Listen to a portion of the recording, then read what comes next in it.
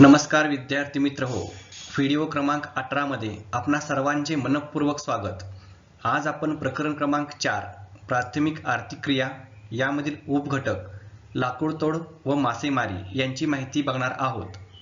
यापूर्वीच्या व्हिडिओमध्ये आपण आर्थिक क्रिया म्हणजे काय व प्राथमिक आर्थिक क्रियामधील शिकार व फळे कंदमुळे गोळा करणे या आर्थिक क्रियांची माहिती बघितलेली आहे। प्राथमिक आर्थिक क्रियामधील तिसरी आर्थिक क्रिया आहे लाकूडतोड।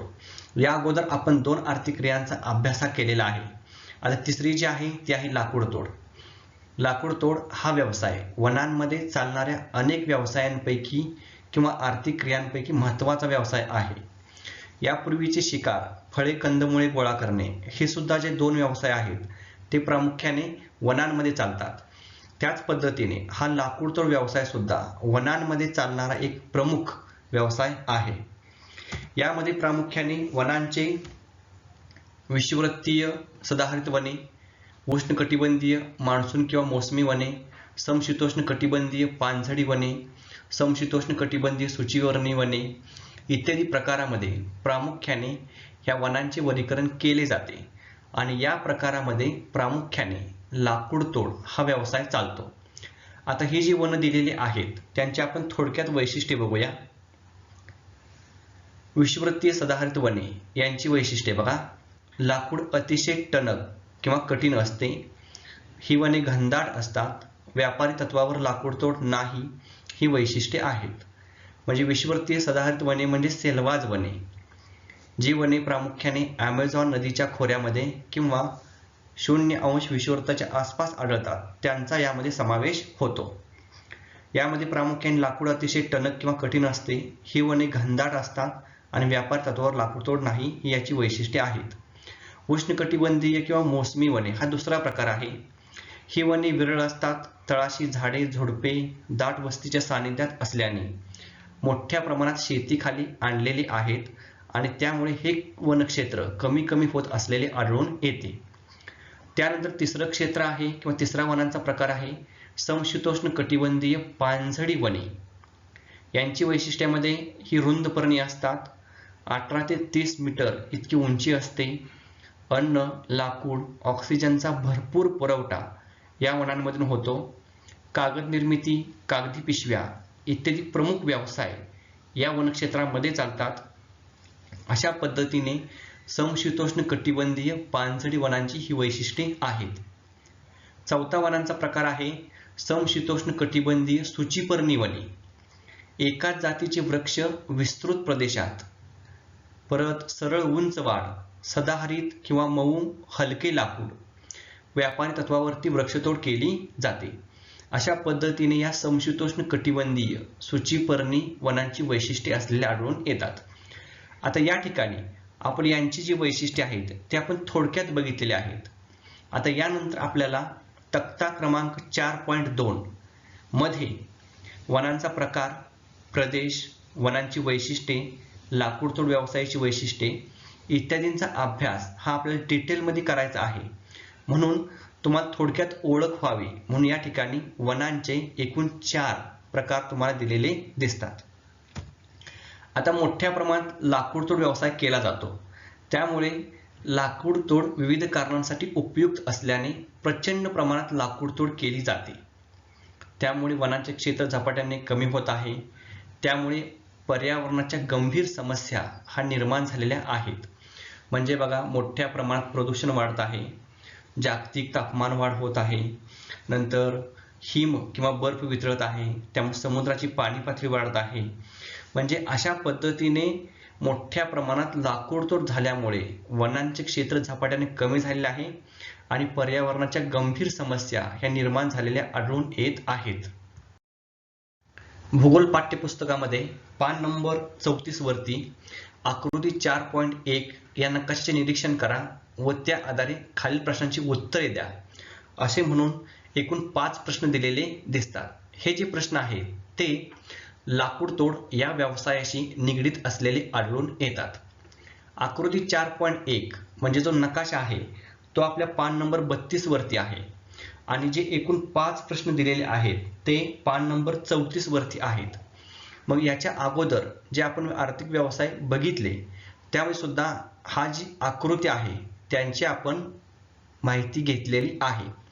मग आता यामध्ये जे प्रश्न दिलेले आहेत त्यामधील जो पहिला प्रश्न आहे तो बघूया. मोसमी हवामानाच्या प्रदेशात लाकूडतोड व्यवसाय कोणत्या प्रदेशात मोठ्या प्रमाणात केला जातो, असा प्रश्न विचारला आहे. आता मोसमी हवामान म्हणजे ज्या ठिकाणी नैऋत्य मान्सून वाऱ्यापासून पाऊस पडतो ते जे क्षेत्र आहे त्यांचा समावेश यामध्ये होतो. म्हणजे या ठिकाणी आशिया खंडाचा दक्षिण भाग, नंतर आग्नेय भाग, त्याचबरोबर जो पूर्व भाग आहे यांचा यामध्ये समावेश होतो. म्हणून याचं उत्तर आशिया खंडाच्या दक्षिण, आग्नेय व पूर्व भागामध्ये मोठ्या प्रमाणात लाकूडतोड केली जाते. आपण जर बघितलं या ठिकाणी लाकूडतोडसाठी जे चिन्ह दिले आहे ते सुद्धा आपल्याला या मोसमी प्रदेशामध्ये हे जास्त असलेले आढळून येते. त्यानंतर दुसरा प्रश्न आहे, ऑस्ट्रेलियाच्या कोणत्या भागात लाकूडतोड व्यवसाय केला जातो. म्हणजे या ठिकाणी जो लाकूडतोडसाठी जे चिन्ह दिलं आहे ते या ठिकाणी हा जो ऑस्ट्रेलिया आहे त्याच्या कोणत्या भागात दिसून येते हे बघायचे. ऑस्ट्रेलियाच्या दक्षिण व पूर्व भागात लाकूडतोड व्यवसाय केला जातो. आता हा ऑस्ट्रेलिया आहे, ऑस्ट्रेलिया हा दक्षिण भाग आहे, या ठिकाणी सुद्धा काही प्रमाणात दिसतो लाकूडतोड व्यवसाय केलेला. या ठिकाणी पूर्व भाग आहे, या ठिकाणी सुद्धा लाकूडतोड व्यवसाय केला जातो. त्यानंतर प्रश्न क्रमांक 3 आहे, आफ्रिका खंडाच्या कोणत्या भागात लाकूडतोड व्यवसाय आढळत नाही, त्याचे कारण काय असावे. आता हा जो आहे तो आफ्रिका खंड आहे आणि या खंडामध्ये लाकूडतोडसाठी जे चिन्ह दिलेलं आहे ते आपल्याला कुठं दिसत नाही हे बघायचं. मग या ठिकाणी जो मधला भाग दिसतो त्या ठिकाणी आपल्याला हे चिन्ह दिसत नाही. मग याचं उत्तर बघा, उत्तर, पूर्व व मध्य आफ्रिकेमध्ये, कारण वाळवंटी प्रदेश असल्याने वनस्पतींच्या वाढीसाठी प्रतिकूल भौगोलिक परिस्थिती आहे. म्हणजे आफ्रिका खंडाचा हा उत्तर भाग, त्यानंतर इकडचा हा पूर्व भाग आणि हा जो मधला भाग आहे या ठिकाणी आपल्याला वृक्षतोड ही केलेली आढळून येत नाही. मग याचं कारण काय आहे तर आफ्रिका खंडामध्ये प्रामुख्याने सहारा हे जगातील सर्वात मोठे वाळवंट आहे आणि वाळवंटामध्ये जास्त पावसाचे प्रमाण नसते, उष्णता जास्त असते, वाळूचे प्रमाण जास्त असते, त्यामुळे वनस्पतींची वाढ जास्त होत नाही. म्हणून त्या ठिकाणी लाकूडतोड हा व्यवसाय कमी प्रमाणात केला जातो. त्यानंतर चौथा प्रश्न, लाकूडतोड व अक्षांश वृत्तांमधील संबंधावर टीप लिहा. म्हणजे हा जो लाकूडतोड व्यवसाय आहे तो आपल्या या ठिकाणी पूर्ण जगभर केलेला दिसतो, तरी सुद्धा आपल्याला अक्षांश वृत्तामधील संबंध काय आढळून येतात का यावर आधारित हा प्रश्न विचारलेला आहे. याचे उत्तर बघा, लाकूडतोड व्यवसाय जगभर चालतो, परंतु 23°30' उत्तर ते 65° उत्तर या अक्षांश दरम्यान जास्त चालतो. बघा आता 23°30' उत्तर म्हणजे या ठिकाणी जे कर्कवृत्त आहे ते कर्कवृत्त या ठिकाणापासून 65° उत्तर म्हणजे या ठिकाणी बघा इथपर्यंत हा जो लाकूडतोड व्यवसाय हा जास्त चालतो. याचं कारण काय आहे, कारण उत्तरेला या ठिकाणी 60° ते 65° अक्षवृत्ताच्या दरम्यान तैगावने आढळून येतात आणि या तैगावनांमध्ये मोठ्या प्रमाणात व्यापारी तत्वावरती लाकूडतोड व्यवसाय केला जातो. दुसरं बघा, त्याचबरोबर 0° विषुववृत्ता दरम्यान कमी चालतो. म्हणजे या ठिकाणी हे 0° विषुववृत्त दिलेलं आहे. या ठिकाणी सेलवाज किंवा विषुववृत्तीय वने ही मोठ्या प्रमाणात असतात, परंतु या ठिकाणी प्रतिकूल परिस्थिती असल्यामुळे म्हणजे दररोज दुपारी पाऊस, दलदल, सरपटणारे प्राणी, त्यामुळे या ठिकाणी जास्त व्यवसाय लाकूडतोड चालत नाही. पुढे बघा, 30° दक्षिण अक्षांशावर प्रमाण जास्त आहे. म्हणजे या ठिकाणी बघा 30° आपल्याला दक्षिण अक्षवृत्त दिला आहे. या ठिकाणी सुद्धा काही प्रमाणात हा लाकूडतोड व्यवसाय चालतो. अशा पद्धतीने आपल्याला लाकूडतोड व अक्षांश वृत्तावरील संबंधावर माहिती लिहिता येते. यानंतर शेवटचा 5वा प्रश्न आहे, विषुववृत्तीय प्रदेशात लाकूडतोड व्यवसायाचा व्यापारी तत्वावर विकास झालेला नाही. आता बघा याचं कारण काय आहे दररोज दुपारी पडणारा पाऊस, दलदल, सरपटणारे प्राणी, विषारी कीटक अशा प्रतिकूल परिस्थितीमुळे विषुववृत्तीय प्रदेशात व्यापारी तत्वावर विकास झालेला नाही. म्हणजे शून्यावश विषुववृत्तावर आपण म्हणतो की घनदाट अरण्य आहेत, ज्या ठिकाणच्या वृक्षांची उंची ही सर्वात जास्त आहे. परंतु असं असून सुद्धा या ठिकाणी लाकूडतोड व्यवसायाचा व्यापारी तत्वावर विकास होऊ शकलेला नाही.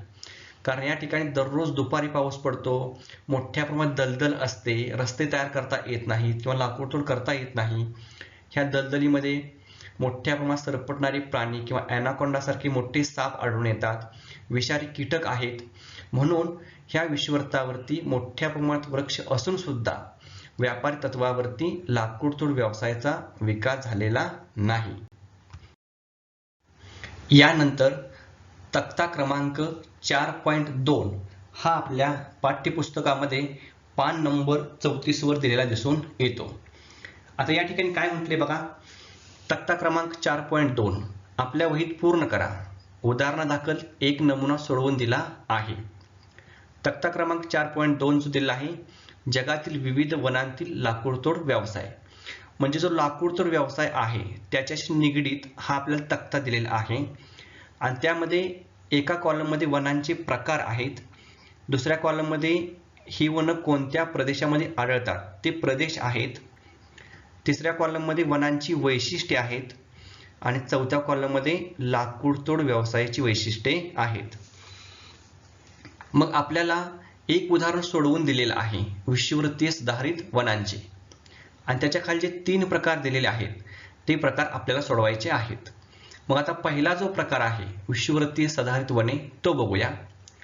आता ही वने प्रामुख्याने कोणत्या प्रदेशात आढळतात, तर दक्षिण अमेरिकेतील ॲमेझॉन नदीचे खोरे, आफ्रिका खंडातील कांगो नदीचे खोरे, आफ्रिकेचा पश्चिम किनारा, आग्नेय आशिया, मलेशिया, पपुआ न्यू गिनी. हे जे प्रदेश सगळे आहेत हे सगळे प्रदेश विषुववृत्ताच्या जवळ येतात आणि त्या प्रदेशामध्ये ही विषुववृत्तीय सदाहरित वने आढळून येतात. आता या वनांची जी वैशिष्ट्ये आहेत ती बघा. आपण पाठीमागे जी वैशिष्ट्ये बघितली ह्या 4 वनांची थोडक्यात बघितली होती. आता आपण डिटेलमध्ये बघतोय. वनांच्या वैशिष्ट्यामध्ये विषुववृत्तीय सदाहरित वनांमध्ये ही वने घनदाट असतात. एका छोट्या क्षेत्रात अनेक प्रकारच्या वृक्षांच्या जाती आढळून येतात. कठीण लाकूड असते, वनांची दुर्गमता असते आणि रोगट हवामान आढळून येते. म्हणजे ही जी विषुववृत्तीय सदाहरित वने आहेत ही घनदाट वने असतात. म्हणजे काही ठिकाणी असं म्हटलं जातं की सूर्याची किरणं जमिनीपर्यंत पोहोचू शकत नाहीत, इतकी घनदाट वने आपल्याला आढळून येतात. किंवा आपण जर अवकाशामधून बघितलं तर एखादा गालीचा पसरावा अशी हिरवीगार वने ही विषुववृत्तीय सदाहरित वने आहेत. एका छोट्या क्षेत्रामध्ये मोठ्या प्रमाणात वृक्ष आढळतात. म्हणजे एकाच प्रकारचे वृक्ष तर आढळत नाहीत, तर एखादं क्षेत्र असेल तर त्यामध्ये विविध जातीचे वृक्ष हे दाटीवाटीने आढळून येतात. त्या ठिकाणच्या लाकूड जे आहे ते खूपच कठीण असतं. परंतु वनांची दुर्गमता आहे. वनांची दुर्गमता म्हणजे आपण त्या ठिकाणापर्यंत जाण्यास अडचणी येतात. आणि प्रामुख्याने रोगट हवामान आहे, कारण मुसळधार पडणारा पाऊस, दमट हवामान, दलदल ह्या कारणामुळे त्या ठिकाणचं जे हवामान आहे ते रोगट आहे. मग अशी वनांची वैशिष्ट्ये असतील तर त्या ठिकाणी लाकूडतोड व्यवसायाची वैशिष्ट्ये बघा. वने दाट असल्याने वनात जाणे अवघड असते, वाहतुकीच्या समस्या असतात. म्हणजे जर दलदल असेल तर त्या ठिकाणी आपण रस्ते असतील, लोहमार्ग असेल हे बांधकाम करताना आपल्याला अडचणी येतात. पारंपरिक पद्धतीने लाकूडतोड केली जाते. म्हणजे आधुनिक पद्धतीमध्ये आपण वेगवेगळ्या यंत्रांचा वापर करतो, परंतु या ठिकाणी लाकूडतोड करताना पारंपरिक पद्धतीनेच लाकूडतोड केली जाते. एकाच ठिकाणी अनेक प्रकारचे वृक्ष आढळतात. त्याचबरोबर बघा, व्यावसायिक दृष्ट्या किफायतशीर नाही. सरपटणारे प्राणी, कीटक यांचा उपद्रव जास्त असतो आणि हे लाकडाला मागणी कमी आहे. म्हणजे या विषुववृत्तीय सदाहरित वनातील जे लाकूड आहे ते कठीण आहे आणि कठीण असल्यामुळे याला जी मागणी आहे ती मागणी कमी आहे आणि म्हणून या लाकूडतोड व्यवसायाचा विकास हा व्यावसायिकदृष्ट्या किफायतशीरपणे झालेला नाही हे आढळून येते. आता यानंतर बघा, दुसरा जो आपल्याला वनांचा प्रकार दिलेला आहे तो आहे उष्णकटिबंधीय मान्सून पानझडी वने. तिसरा प्रकार आहे समशीतोष्ण कटिबंधीय पानझडी वने आणि चौथा आहे समशीतोष्ण कटिबंधीय सूचीपर्णी वने. आता ही माहिती आपल्याला पूर्ण करायची आहे. आता तुम्हाला यामध्ये एक साम्य दिसेल बघा, या ठिकाणी सुद्धा पानझडी वने आहेत आणि खाली सुद्धा पानझडी वने आहेत, परंतु वरची जी आहेत ती उष्णकटिबंधीय मान्सून पानझडी वने आहेत आणि खाली जी आहेत ती समशीतोष्ण कटिबंधीय पानझडी वने आहेत. म्हणजे यामध्ये कुठल्या अक्षांशावर किंवा त्या ठिकाणचं हवामान कसं आहे त्यावर आधारित या पानझडी वनांचे दोन प्रकार केलेले आहेत. आता आपण सुरुवातीस उष्णकटिबंधीय मान्सून पानझडी वनांचे जे प्रदेश आहेत ते प्रदेश बघूया. आता ही जर वनांची माहिती तुम्ही बघितली प्रदेश, तर गेल्या वर्षी 11वीला यातला बराचसा भाग हा आपल्याला झालेला आढळून येतो. ही वने प्रामुख्याने 5 अंश ते 30 अंश उत्तर व दक्षिण अक्षांशाच्या दरम्यान आढळतात. यामध्ये बघा आशिया खंडाचा पूर्व भाग, आग्नेय भाग व दक्षिण भाग आढळून येतो. यामध्ये प्रामुख्याने दक्षिण भागामधील भारत असेल, त्याचबरोबर बांगलादेश असेल, आग्नेयमधील थायलंड असेल, सिंगापूर असेल, मलेशिया असेल, त्याचबरोबर पूर्व भागामधील आशिया खंडातील चीन असेल, दक्षिण कोरिया, उत्तर कोरिया, हे जे भाग आहेत हे प्रामुख्याने या उष्णकटिबंधीय मान्सून पानझडी वनामध्ये येतात. आता या ठिकाणच्या वनांची वैशिष्ट्ये, ही वने कोरड्या ऋतूत पानगळ होते. बघा यांना पानझडी वने म्हणतात. म्हणजे ज्यांचं मुख्य वैशिष्ट्य काय आहे तर कोरड्या ऋतूमध्ये या वनांची पानगळ होते. कारण ज्यावेळेस जास्त कोरडा ऋतू असतो त्यावेळेस वृक्षांमधील पाण्याचं प्रमाण हे बाष्पीभवनाद्वारे निघून जाऊ नये म्हणून कोरड्या ऋतूमध्ये या वृक्षांची पानगळ होते. हे वृक्ष विरळ असतात आणि हिरवेगार असतात. म्हणजे ह्या वरील वनांप्रमाणे विषुववृत्तीय वनाप्रमाणे घनदाट नसतात, तर ह्यांचं मुख्य वैशिष्ट्य काय आहे, विरळ असतात. परत या ठिकाणचे जे वृक्ष आहेत ते विस्तारलेले असतात आणि तळाशी झाडे झुडपे आढळून येतात.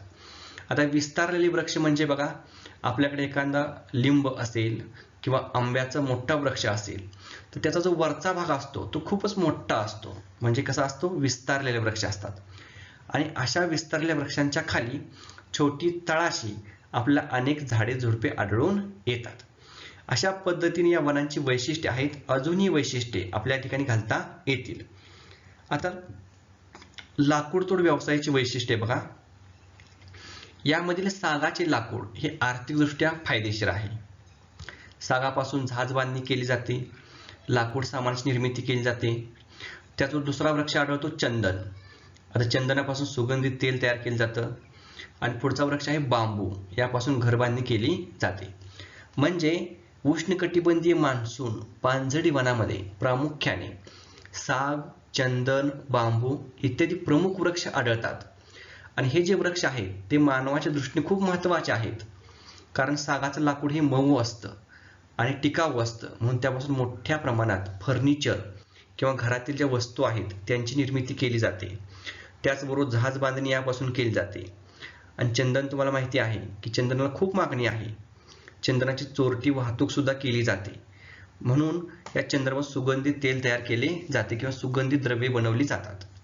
बांबूपासून प्रामुख्याने घर बांधणी ही केली जाते. अशा पद्धतीने उष्णकटिबंधीय मान्सून पानझडी वने आहेत. पुढचा प्रकार आहे समशीतोष्ण कटिबंधीय पानझडी वने.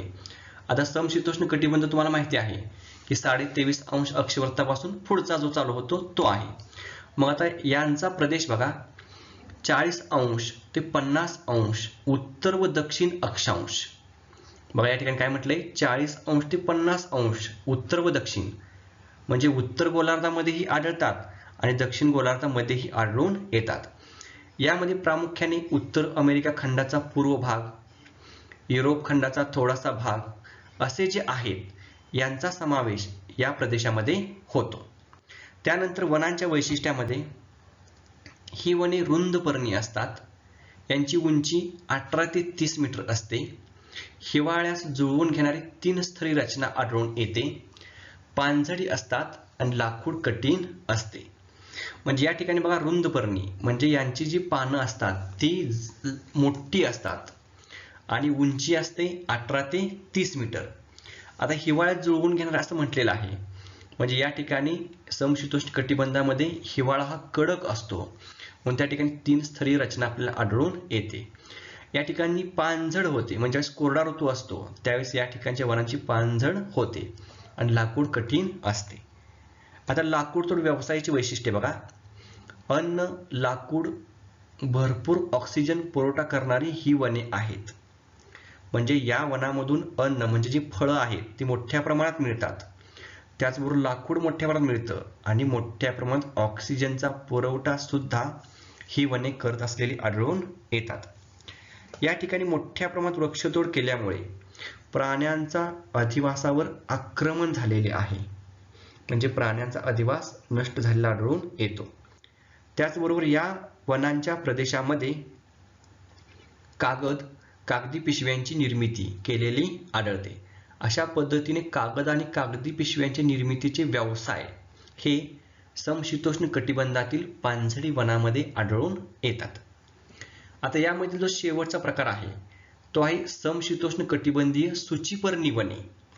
ही वने प्रामुख्याने 50 अंश ते 65 अंश उत्तर अक्षांश, बघा आता या ठिकाणी 50 अंश ते 65 अंश उत्तर अक्षांश म्हटलेलं आहे. या ठिकाणी उत्तर आणि दक्षिण असं म्हटलेलं नाही, कारण ही जी सूचीपर्णी वने आहेत ही प्रामुख्याने उत्तर गोलार्धामध्येच आढळून येतात आणि प्रामुख्याने 50 ते 65 अंश उत्तर अक्षांश. यामध्ये Norway, Sweden, Finland, Russia, Canada यांचा जो उत्तर भाग आहे ह्या उत्तर भागामध्ये प्रामुख्याने ही वने आढळतात. यांच्या वनांची वैशिष्ट्ये: एकाच प्रकारचे वृक्ष असतात, सदाहरित सूचीपर्णी असतात, वृक्षातील रेझिन व तेलामुळे थंडीपासून संरक्षण होते, मेनचट, अणकुचीदार पाने, फांद्या जमिनीकडे झुकलेल्या व टोकाकडे निमुळते वृक्ष आढळून येतात. आता या वनांची बरीच वैशिष्ट्ये तुम्हाला या ठिकाणी दिलेली आढळून येतात. आता यांचे एक एक वैशिष्ट्य बघा. एकाच प्रकारचे वृक्ष आढळतात. म्हणजे या ठिकाणी बघा विषुववृत्तीय वनामध्ये आपण काय म्हटलं होतं की एका छोट्या क्षेत्रामध्ये अनेक प्रकारच्या वृक्षांच्या जाती आढळतात. तसं या ठिकाणी नाही. या ठिकाणी विस्तृत प्रदेशामध्ये एकाच प्रकारची वने ही आढळून येतात. सदाहरित सूचीपर्णी म्हणजे कायमप्रमाणे सदाहरित असतात, सूचीपर्णी असतात. सूचीपर्णी म्हणजे सुईच्या टोकासारखी, जसं जसं उंच जातील तसं तसं त्यांचं जे वरचं टोक आहे ते निमुळत होत जातं सुईप्रमाणे, म्हणून त्यांना सूचीपर्णी असे म्हणतात. वृक्षातील रेझिन व तेलामुळे थंडीपासून संरक्षण होतं. म्हणजे या ठिकाणी समशीतोष्ण 50 ते 65 अंश अक्षवृत्तादरम्यान कायमस्वरूपी आपल्याला थंड वातावरण आढळून येते. त्याचबरोबर हिमवृष्टी होते आणि या थंड हवामानापासून संरक्षण होण्यासाठी या वृक्षामध्ये रेझिन व तेल असतं, त्यामुळे त्यांचे थंडीपासून संरक्षण होते, बर्फ साचून राहत नाही. त्याचबरोबर बघा मेनचट असतात, अणकुचीदार पाने असतात, फांद्या जमिनीकडे झुकलेल्या असतात आणि टोकदार व निमुळते असतात. यामुळे काय होतं, ज्यावेळेस हिमवृष्टी होते त्यावेळेस निमुळते असल्यामुळं किंवा त्यांच्या जमिनीकडे फांद्या झुकलेल्या असल्यामुळे वरून येणारा बर्फ हा वृक्षावर साचून राहत नाही, तर तो जमिनीवरती घसरून पडतो. म्हणजे हिमवृष्टीपासून या वनांचे संरक्षण होते. आता यातील लाकूडतोड व्यवसायाची वैशिष्ट्ये बघा. मृदू, मऊ व वजनाने हलक्या लाकडासाठी प्रसिद्ध. बघा ही जी वने आहे त्यातील जे लाकूड आहे ती मृदू आणि मऊ असतं आणि वजनानं हलकं असतं. एकाच प्रकारचे वृक्ष असल्याने मोठ्या प्रमाणात लाकूड तोड केली जाते. म्हणजे एकच वृक्ष असल्यामुळे आपल्याला लाकूड तोड करता येते. कागदाचा लगदा, लाकडी सामान निर्मिती इत्यादी उद्योगधंदे चालतात. म्हणजे ही जी समशीतोष्ण कटिबंधीय सूचीपर्णी वने आहेत या वनांमध्ये व्यापारी तत्वावरती सर्वात जास्त लाकूड तोड ही या समशीतोष्ण कटिबंधीय सूचीपर्णी वनांमध्येच केली जाते. अशा पद्धतीने ह्या 4 वनांची वैशिष्ट्ये आहेत. यामध्ये वैशिष्ट्यामध्ये तुम्ही अजूनही वैशिष्ट्ये यात घालू शकता. चौथा आहे मासेमारी. प्राथमिक आर्थिक क्रियांमधील किंवा प्राथमिक व्यवसायांमधील चौथा व्यवसाय आहे मासेमारी. मासेमारी हा मानवाचा प्राथमिक व्यवसाय आहे. यावर प्राकृतिक व मानवी या दोन्ही घटकांचा परिणाम होतो. म्हणजे मानवाला अन्नाचा पुरवठा हा मासेमारी व्यवसायातून मोठ्या प्रमाणात होतो. त्याचबरोबर या मासेमारी व्यवसायावरती जे प्राकृतिक घटक आहेत, म्हणजे पाणी असेल, समुद्राची खोली असेल, तापमान असेल, यांचाही परिणाम होतो. त्याचबरोबर मानवी घटकामधील यंत्रसामुग्री असेल, भांडवल असेल, मानवाची कौशल्य असतील, यांचाही परिणाम हा मासेमारी व्यवसायावरती होतो. आपण सुरुवातीला ह्या मासेमारी व्यवसायासाठी अनुकूल असणारे घटक बघूया. यामध्ये पहिला आहे समुद्राचा भाग, जो 200 मीटरपेक्षा कमी खोल आहे. अशा उथळ समुद्रास भूखंड मंच असे म्हणतात आणि या ठिकाणी मासेमारी मोठ्या प्रमाणात केली जाते. याचं उदाहरण दिलेलं आहे वायव्य पॅसिफिक महासागरातील चीन जवळील ओखोत्स्क, उत्तर अमेरिका खंडाचा पूर्व ईशान्य प्रदेश. म्हणजे पहिला अनुकूल घटक कोणता आहे बघा, समुद्राचा असा भाग की जो 200 मीटरपेक्षा कमी खोल आहे. त्याचं उथळ समुद्रास भूखंड मंच असेही म्हणतात. मग या ठिकाणी 200 मीटरपेक्षा कमी खोल असल्यामुळे सूर्याची किरणं ही तळभागापर्यंत पोहोचतात आणि त्यामुळे जे प्लवंग आहे त्या प्लवंगाची वाढ जास्त होते. प्लवंग हे माशाचे खाद्य आहे आणि ज्या ठिकाणी अशा प्लवंगाची वाढ ही जास्त होते त्या ठिकाणी मोठ्या प्रमाणात मासे सापडतात. म्हणून ज्या ठिकाणी 200 मीटरपेक्षा कमी खोलीचा समुद्र असेल त्या ठिकाणी आपल्याला जगामध्ये सर्वात जास्त मासेमारी केलेली आढळून येते. यातील पहिले उदाहरण आहे वायव्य पॅसिफिक महासागरातील चीन जवळील समुद्र आहे. त्याचबरोबर उत्तर अमेरिका खंडाचा पूर्व ईशान्य प्रदेश. आता हा जो पूर्व ईशान्य प्रदेश आहे त्या ठिकाणी Grand Bank, Sable Bank, Georges Bank ही मासेमारीची प्रमुख ठिकाणे असलेली आढळून येतात. आता दुसरा अनुकूल घटक बघूया. उष्ण व थंड सागरी प्रवाहांचा संगम विशेषतः भूखंड मंचावर होत असल्यास अशा प्रदेशात प्लवंगाची वाढ मोठ्या प्रमाणात होते. त्यामुळे अशा प्रदेशात माशांची पैदास होते. असे प्रदेश निसर्गतः मासेमारीची क्षेत्रे म्हणून प्रसिद्धीस येतात. उदाहरणार्थ क्युरेशियो उष्ण प्रवाह व ओयाशियो थंड प्रवाह जपानजवळ एकत्र येतात. या प्रदेशात मोठ्या प्रमाणात मासेमारी चालते. म्हणजे मासेमारीसाठी आपल्याला थंड व उष्ण सागरी प्रवाह एकत्र येणे सुद्धा गरजेचे आहे. म्हणजे जर थंड आणि उष्ण सागरी प्रवाह एकत्र आले तर त्या ठिकाणी प्लवंगाची वाढ ही जास्त होते. आपण वरती बघितलेच आहे. आणि जर प्लवंगाची वाढ जर जास्त होत असेल तर त्या ठिकाणी मासे सुद्धा जास्त सापडतात. याचं कारण काय आहे? कारण माशांचं खाद्य हे प्लवंग हे शेवाळ आहे आणि मग ह्या शेवाळाची वाढ जास्त होत असेल तर मासे सुद्धा जास्त येतात. त्या ठिकाणी त्याचं प्रजनन होतं, त्याची वाढ होते आणि मोठ्या प्रमाणात मासे सापडतात. म्हणून अशी जी ठिकाण आहेत ती निसर्गतः मासेमारीची क्षेत्रे म्हणून प्रसिद्ध झालेली आहेत. आता या ठिकाणी आपले एक उदाहरण दिलेलं आहे. क्युरेशियो उष्ण प्रवाह हा विषुववृत्ताकडून येतो म्हणून उष्ण असतो आणि ओयोशियो थंड प्रवाह हा उत्तर भागाकडून येतो म्हणून थंड असतो.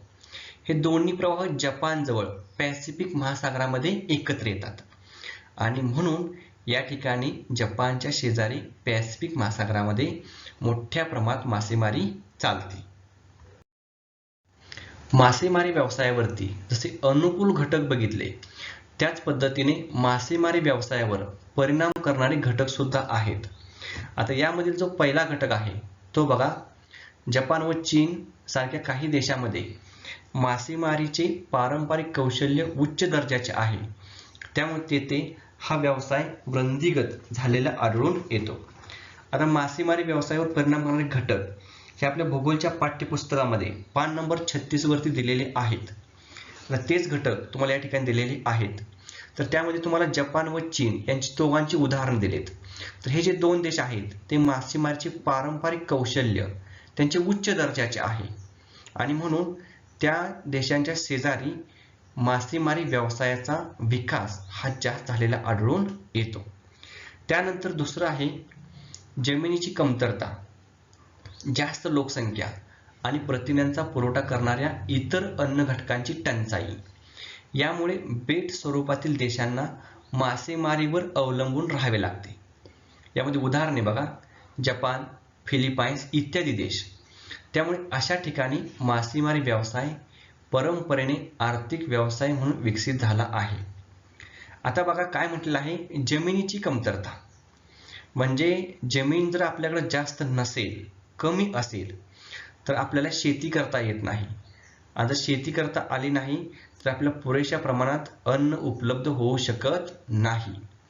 आणि लोकसंख्या जास्त असेल आणि प्रथिनांचा पुरवठा करणारे इतर अन्न घटक नसतील तर आपल्याला प्रामुख्याने मासे यावरती अवलंबून राहावे लागते.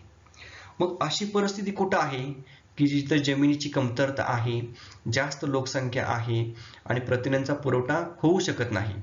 तर त्यामध्ये जे देश प्रामुख्याने समुद्राच्या मध्ये बेटांच्या समूहात आहेत त्या देशांमध्ये अशी परिस्थिती आहे. म्हणून ते देश प्रामुख्याने अन्नासाठी मासेमारी करतात. यामध्ये जपान, फिलिपाईन्स आहे या देशांचा समावेश होतो. आणि शेती व्यवसाय कमी असल्यामुळे आणि मासेमारी व्यवसाय प्रमुख असल्यामुळे ह्या देशांमध्ये आर्थिक व्यवसाय म्हणून सुद्धा हा मासेमारी व्यवसाय परंपरेने केला जातो. त्यानंतर बघा तिसरा आहे परिणाम करणारा घटक, इतर व्यवसायांची कमतरताही या व्यवसायाच्या वाढीस कारणीभूत आहे. म्हणजे प्राथमिक व्यवसायामधील आपण इतर व्यवसाय बघितले याच्या अगोदर, मग त्यामध्ये शिकार असेल, फळे कंदमुळे गोळा करणे असतील किंवा लाकूड तोड व्यवसाय असेल किंवा शेती व्यवसाय असेल, खाणकाम व्यवसाय असेल किंवा द्वितीयक तृतीयक श्रेणीतील व्यवसाय जर कमी प्रमाण चालत असतील तर मासेमारी व्यवसायात त्या ठिकाणी वाढ झाली आढळून येते. चौथा आहे अद्ययावत तंत्रज्ञानाच्या वापरामुळे हा व्यवसाय वाढीस लागलेला आहे. म्हणजे अलीकडच्या काळामध्ये ज्या बोटी आहेत किंवा जहाज आहेत जी मासेमारीसाठी वापरली जातात ते GPS च्या मदतीने काम करतात. म्हणजे उपग्रहाच्या माध्यमातून कोणत्या ठिकाणी मासे जास्त दिसून येतात किंवा माशांचा जसा पक्ष्यांचा थवा असतो किंवा एखादा गट असतो त्याच पद्धतीने मासे सुद्धा आपल्या समुद्रामध्ये मोठ्या प्रमाणात गटाने किंवा एकत्र असलेले आढळून येतात. मग उपग्रहाच्या सहाय्याने त्याचा शोध घेतला जातो आणि GPS माध्यमातून जहाजावरील लोकांना सांगितला जातो आणि त्या ठिकाणी जहाज घेऊन जातात आणि मोठ्या प्रमाणात मासेमारी केली जाते. मग असं अद्ययावत तंत्रज्ञान ज्या देशाकडे आहे त्या ठिकाणी सुद्धा हा व्यवसाय वाढीस लागलेला आहे. पाचवा आहे दंतूर किनारे व उत्तम बंदरांच्या निर्मितीस सहाय्यक ठरतात. म्हणजे ज्या देशांचा किनारा दंतूर आहे, दंतूर किनारा म्हणजे काय बघा, तर ज्या ठिकाणी जमीन संपल्यानंतर समुद्राची खोली जास्त असते त्या किनाऱ्याला दंतूर किनारा असे म्हणतात. मग जर पाण्याची खोली त्या ठिकाणी जास्त असेल आणि उत्तम बंदरे म्हणजे त्या ठिकाणी मोठी मोठी जहाजे ही किनाऱ्यापर्यंत येऊ शकतात आणि म्हणून असा किनारा असेल तर त्या ठिकाणी सुद्धा मासेमारी व्यवसायाचा विकास झालेला आहे. सहावा घटक आहे उच्च अक्षवृत्तीय प्रदेशामध्ये मासे हा नाशवंत पदार्थ सहज साठवता येतो. उष्ण कटिबंधात मात्र त्यासाठी शीतगृहांची सोय करावी लागते. म्हणजे हा घटक सुद्धा तापमान ह्या मासेमारी व्यवसायावरती परिणाम करतो. म्हणजे मासे जर आपल्याला जास्त काळ टिकवून ठेवायचे असतील तर ते थंड वातावरणात ठेवावे लागतात. मग समशीतोष्ण कटिबंधामध्ये किंवा शीत कटिबंधामध्ये तापमान कमी असते, त्या ठिकाणी पदार्थ किंवा मासे लवकर नाश पावत नाहीत. परंतु उष्ण कटिबंधामध्ये तापमान जास्त असते म्हणून त्या ठिकाणी आपल्याला शीतगृहांची सोय करावी लागते. यानंतर शेवटचा घटक आहे किनारपट्टीपासून वनप्रदेश जवळ असल्याने जहाज बांधणी व्यवसायासाठी लाकूड सहज प्राप्त होते. म्हणजे जर किनारपट्टी जर वनप्रदेश असेल तर जहाजांचं बांधकाम हे जास्त केले जाते आणि जहाजांचं बांधकाम जर जास्त झालं तर मासेमारीसाठी जहाजे सुद्धा जास्त प्रमाणात उपलब्ध होतात आणि त्या जहाजांच्या साहाय्याने मासेमारी केली जाते. म्हणजे अशा पद्धतीने किनारपट्टी जर वनक्षेत्र असेल तर त्या क्षेत्राच्या लगत जर समुद्र असेल तर तेथे सुद्धा मासेमारी जास्त केलेली आढळून येते. मासेमारी व्यवसायाशी निगडीत पान नंबर 35 वरती आपल्याला एकूण 5 प्रश्न दिलेले आहेत आणि वरती म्हटलेलं आहे आकृती 4.1 या नकाशाचे निरीक्षण करा व त्या आधारे खालील प्रश्नांची उत्तरे द्या. मग यामध्ये जो पहिला प्रश्न आहे, ग्रँड बँक मासेमारी क्षेत्र अमेरिका खंडाच्या कोणत्या किनाऱ्यावर आहे? आता ग्रँड बँक बघा इथं आहे, ग्रँड बँक तुम्हाला दिसतं. मग हा जो अमेरिका आहे त्याचा ही जी दिशा आहे बघा, ही दिशा ही पूर्व दिशा आहे. म्हणून हे जे ग्रँड बँक क्षेत्र आहे ते प्रामुख्याने अमेरिका खंडाच्या पूर्व दिशेस आढळून येते. त्यानंतर बघा दुसरा प्रश्न आहे, युरोप खंडाच्या डॉगर बँक क्षेत्रात मासेमारी मोठ्या प्रमाणात का होत असावी? आता डॉगर बँक या ठिकाणी आहे, या ठिकाणी मोठ्या प्रमाणात मासेमारी केली जाते. याचं कारण बघा, समुद्राची खोली कमी आहे, समुद्रबुड जमिनीचे क्षेत्र जास्त आहे, प्लवंगाची वाढ जास्त होते, त्यामुळे मासे प्रजनन व वाढ जास्त होते.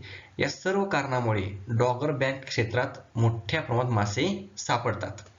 म्हणजे या ठिकाणी मासेमारीसाठी आपल्याला अनुकूल परिस्थिती असलेली आढळून येते आणि त्याचमुळे डॉगर बँक या ठिकाणी मोठ्या प्रमाणात मासेमारी केली जाते. तिसरा प्रश्न बघा, ऑस्ट्रेलिया खंडाच्या कोणत्या भागात मासेमारीचा विकास झालेला आहे? आता या ठिकाणी ऑस्ट्रेलिया आहे, ऑस्ट्रेलियाच्या बघा या ठिकाणी जे तुम्हाला निळा रंग दिसतो हा मासेमारीसाठी दिलेला आहे. मग हा जो रंग आहे तो कोणत्या दिशेस आहे तो बघायचा. आता हा प्रामुख्याने आपल्याला आग्नेय भागात असलेला दिसून येतो. म्हणजे या ठिकाणी ही पूर्व दिशा आहे, ही खाली जी आहे ती दक्षिण दिशा आहे आणि इकडे जी ही कोपरा आहे ती आग्नेय दिशा आहे. म्हणून ऑस्ट्रेलियाच्या आग्नेय भागात मासेमारीचा विकास झालेला आहे. त्यानंतर चौथा प्रश्न आहे, आफ्रिका खंडाच्या पूर्व किनारपट्टीपेक्षा पश्चिम किनारपट्टीवर मासेमारी क्षेत्र जास्त का आहेत? तर या ठिकाणी जो हा खंड आहे तो आफ्रिका खंड आहे व याची ही पूर्व किनारपट्टी आहे आणि इकडची ही पश्चिम किनारपट्टी आहे. मग आपल्याला ही जी निळी रेषा आहे ती निळी रेषा ह्या पूर्व किनारपट्टीपेक्षा पश्चिम किनारपट्टीवरती जास्त दिसते. मग हेच प्रश्नामध्ये विचारलं आहे, आफ्रिकेच्या पूर्व किनारपट्टीपेक्षा पश्चिम किनारपट्टीवर मासेमारी क्षेत्रे का जास्त आहेत? तर मासेमारी क्षेत्र या ठिकाणी अनुकूल परिस्थिती आहे किंवा भौगोलिक परिस्थिती आहे, त्यामुळे समुद्राची खोली कमी आहे, प्लवंगाची वाढ जास्त प्रमाणात होते, त्या ठिकाणी मासेचे प्रजनन जास्त होतं, मासे जास्त सापडतात आणि या सर्व कारणांमुळे आपल्याला पश्चिम किनारपट्टीवर मासेमारी क्षेत्रे जास्त विकसित झालेली आढळून येतात. आता यानंतर शेवटचा प्रश्न आहे, ग्रीनलँडच्या दक्षिण किनारपट्टीवर मासेमारी केली जाते कारण सांगा. म्हणजे या ठिकाणी ग्रीनलँड आहे बघा हा, आणि या ठिकाणी दक्षिणच भागामध्ये फक्त मासेमारीचे क्षेत्र दाखवलेलं आहे आणि हे आपल्या या ठिकाणी मासेमारी का केली जाते हे विचारलेलं आहे.